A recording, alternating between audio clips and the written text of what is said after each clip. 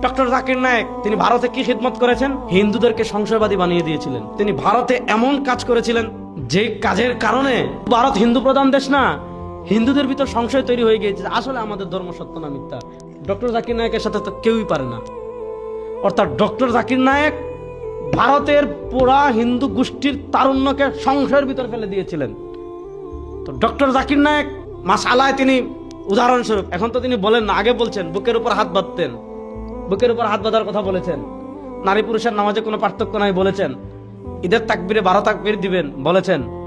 এগুলো হলো আমাদের অভ্যন্তরীণ ইখতিলাফ।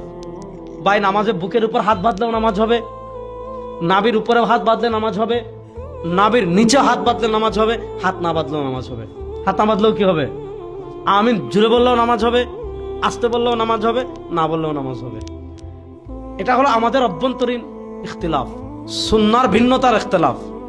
কিন্তু ডক্টর জাকির নায়েক তিনি ভারতে যখন ছিলেন, তিনি ছিলেন উম্মার প্রতিনিধি। তিনি উম্মার প্রশ্নে হিন্দুত্ববাদ, ইহুদিবাদ, খ্রিস্টবাদ এগুলোর মোকাবেলা করেছেন। এজন্য তিনি যখন উম্মার তর্জমানি করেছেন, ভারত তখন যখন তাকে বের করে দিয়েছে, আমরা সবাই তাকে সাপোর্ট করেছি। কেন করেছি? কারণ তিনি তখন উম্মার তর্জমান ছিলেন। তখন যদি আপনি বলেন যে হ্যাঁ ডক্টর জাকির নায়েক তো আমিন জুড়ে পড়ার কথা বলেছেন, তখন যদি আপনি বলেন যে ডক্টর জাকির নায়েক তো বুকের উপর হাত বাঁধার কথা বলেছেন, যদিও তিনি সেটা থেকে ফিরে এসেছেন, এখন তিনি মাসালা মাসাইল বলেন না। এবং ইমামে আজম আবু হানিফা রাহিমাহুল্লাহ তিনি ভূয়সী প্রশংসা করেছেন, ফিকহে হানাফির ভূয়সী প্রশংসা করেছেন।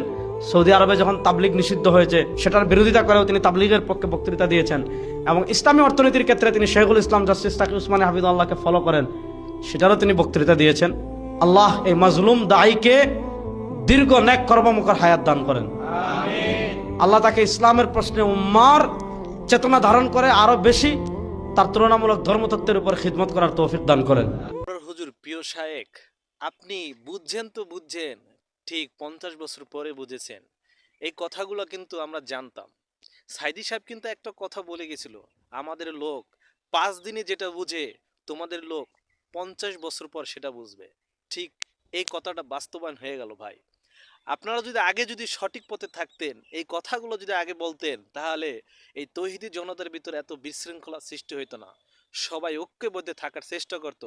আপনাদের রক্তক্ষয়ী এমন গরম গরম বক্তব্য আপনারা দিয়েছিলেন, যার কারণে তারা আপনাদের লোকেরাই এই ডক্টর জাকির নায়েকরে কাফের পর্যন্ত ফতোয়া দিয়েছেন, এবং আপনাদের দলের অনেক বড় বড় শায়েখরা কাফের পর্যন্ত বলে ফেলেছিলেন। মনে আছে সেই কথাগুলো? আল্লাহ আপনাদেরকে হেফাজত করুক, হেদায়েত দান করুক, আমিন।